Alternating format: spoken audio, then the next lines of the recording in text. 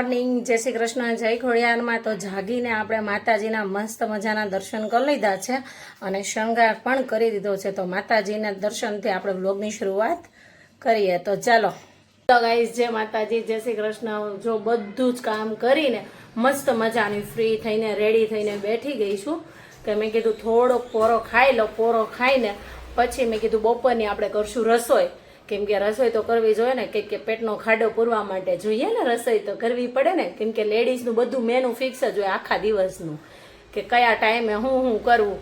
પછી ધીમે કરો કે ફાસ્ટ કરો, પણ કરવાનું તો લેડીઝને જ છે ને. ઓલું કહેવત છે આપણામાં, જૂની કહેવત છે, વહુનું વાહિદું વહુને જ કરવું પડે.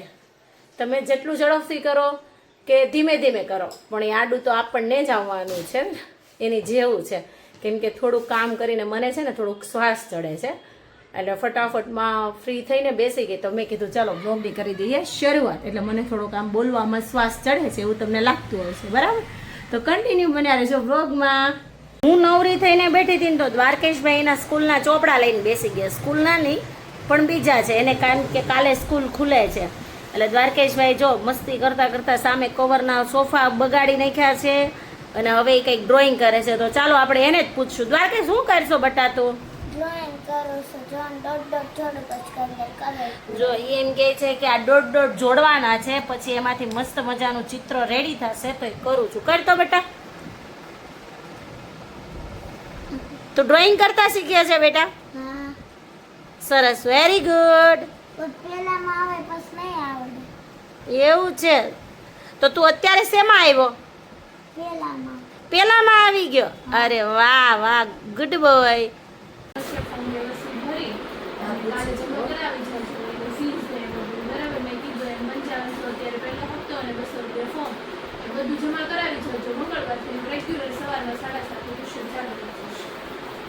ઓકે, તમારા નંબર ઉપર મેસેજ કરશું. તમારું ફાઇનલ હોય તો કાલ મને બપોર સુધીમાં ફોર્મ મંગાવજો.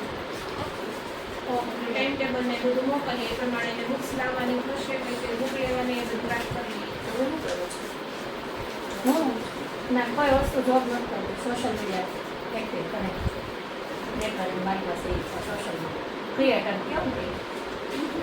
હા ચલો, ફાઇનલી દ્વારકેશનું એડમિશન થઈ ગયું છે. એડમિશન કરાવીને હું આવી ગઈ છું ઘરે.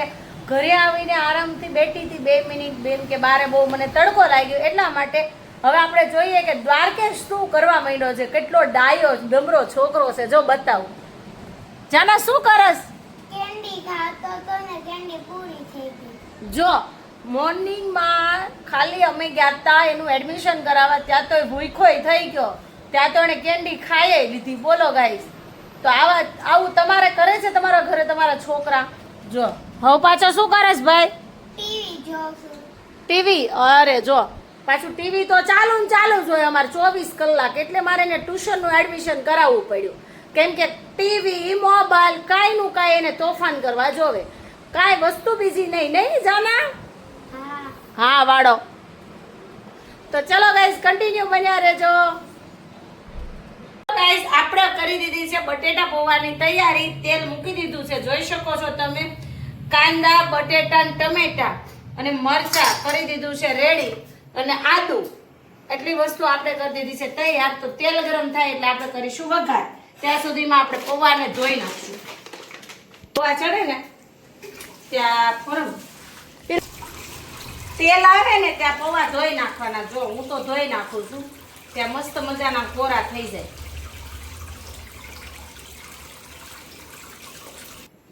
જો આમ ટેસ્ટ કરવાનું. તેલ આવી ગયું છે? તો હા, તેલ આવી ગયું છે. તો આપણે પેલા નાખી દઈશું રાઈ, પછી નાખશું હિંગ, પછી આપણે નાખશું બટેટા,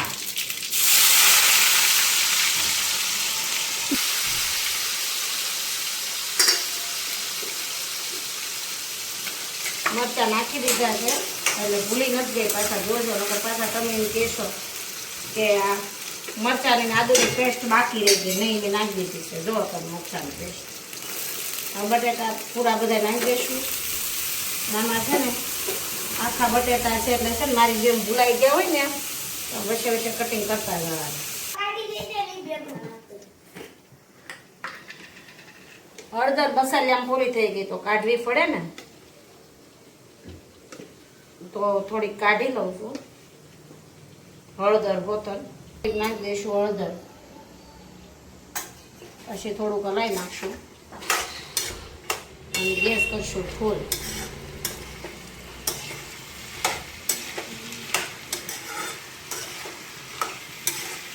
મમ્મી હા બેટા, આમ કેમ ઉભા રહીને લાવો છો? એમાં એવું છે આ હાથ ઊંધો પડે અને આ હાથેથી મને ખંભેથી બહુ જ હાથ ફાટે છે ને બહુ દુખે છે. હલાવું છું ને તોય દુખે છે, એટલે પછી ઊંધા હાથે હલાવતા શીખવું પડે ને, એટલે શીખવું છું ઊંધા હાથે હળખું હલાવ મિક્સ થાય છે કે નહીં એમ. જો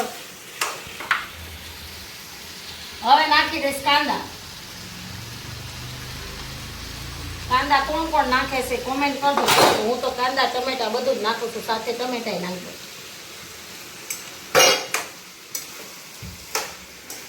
મસ્ત મજાનું મિક્સ કરી દેવાનું. સ્વાદ અનુસાર મીઠું ને એવું બધું નાખી દેવાનું. પાછું પછી તમે એમ ન કહેતા, હાલો સ્વાદ અનુસાર મીઠું. હું તો આમાં ચડિયાતું રાખું કેમ કે પૌવા આવે ને એટલે મોડું ન પડે સાહેબ બટેટું. હું થોડુંક પૌવામાં નાખું છું, ભેળવું પૌવામાં. મમ્મી બોલો બેટા. આમાં પૌવા તો ન નાખ્યા, ક્યારે નાખવાના? પૌવા નાખવાના, બટેટાનું આ બધું ચડી જાય ને ગ્રેવી. હા આ બટેટા આપણે ઝીણા ઝીણા કર્યા છે, બટેટા કાંદા ટમેટા એ બધું ચડી જાય ને હા પછી પૌવા નાખવાનું. ઓહ. લાસ્ટમાં 5 મિનિટની વાર હોય ને હા ત્યારે. ઠીક. તો ફાઇનલી હવે પૌવા બની ગયા છે. તો ચાલો ગરમા ગરમ પૌવા ખાવા માટે. જો હું હવે પીરસી દઉં. ધાણા હતા નહીં એટલે ધાણા નાખ્યા નથી, એટલે કોમેન્ટ નહીં કરતા કોઈ કે ધાણા કેમ નથી નાખ્યા. બાકી બન્યા છે એક નંબર ટેસ્ટી ફૂલ. જો છે ને બરાબર નાખે છે. જો મારા ફાઇનલી જમવા બેસી ગયા છે. તો આપણે કાનજીને પૂછીએ કેવા બન્યા છે પૌવા. કાના કેવા બન્યા છે પૌવા? મસ્ત બન્યા છે. સાચું કે?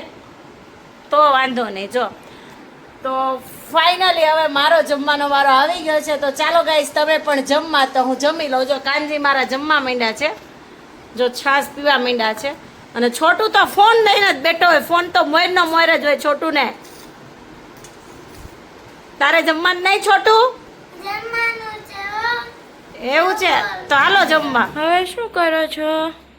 હવે શું કરતી હોય બટા, ખાઈ પીને પોરો ખાઈને 5-10 મિનિટનો જમી લઉં એટલે હું પોરો ખાઈ લઉં. પોરો ખાઈને તો વાસણ બોલાવતા હતા કે મને હાલો મને ઉટક વતાઈ રોવે. તો ખબર છે વાસે નહીં રોવા માંડ્યો બોલ અમારા ઘરે. પછી મેં કે લાય હવે એને ઉઠી નાખું, એને હું હોય ને વાસણ નહીં. હા બેટા, હવે શું કરો છો ખાઈને? ખાઈ પીને નવરી થઈ ગઈ. નવરી થઈને પૂઠા મંડી ચડાવવા, કેમ કે ભાઈને તો આવડે નહીં. એટલે મેં કીધું એનો કાલે પહેલો દિવસ છે સ્કૂલમાં, તો પૂઠા ચડાવવા પડે ને. એને હજી સાચવતા આવડે નહીં, પહેલામાં આવ્યો છે એટલે નાનો પડે. તો મેં કીધું લાઈ ફ્રી થઈને પહેલાં એને પૂઠા ચડાવી દઉં. કાલે પહેલો દિવસ છે ભૈલુને. ગાઈસ ફાઇનલી બધું જ કામ કમ્પ્લીટ કરી નાખ્યું છે. પૂઠાય ચડાવી દીધા છે. મસ્ત મજાના માતાજીને પણ પોઢાડી દીધા છે. અને મસ્ત મજાના છોકરા પણ સુવા ગયા છે, કેમ કે કાલે સ્કૂલ ખુલી જાય છે. સ્કૂલનો પહેલો દિવસ, પછી કેમ કે છોકરાને જગાય નહીં એટલા માટે, કેમ કે આ કાલથી હવે બધી લેડીઝને ખબર પડશે કે કેવી દોડદાડ થાય છે. સાચું ને? જેમ કે મારે પણ એવું જ થવાનું છે, કેમ કે મારે સવારમાં ફૂલ ટાઈમ છે, બધાને ફૂલ ડે જ છે બે સનને. એટલે છોકરાઓ અને એના પપ્પા એસી રૂમમાં વયા ગયા છે, બેડરૂમમાં મસ્ત મજાના આરામ કરવા માટે. તો ચાલો હું પણ જઈશ. તો બ્લોગને કરશું અહીંયા સમાપ્ત. ગુડ નાઇટ, જય શ્રી કૃષ્ણ, જય ખોડિયારમાં. મળીએ એક નવા બ્લોગની સાથે. લાઇક સબસ્ક્રાઈબર કરવાનું ભૂલતા નહીં અને કોમેન્ટ કરજો, જેથી કરીને મને ખબર પડે કે તમને મારો બ્લોગ કેવા લાગે છે.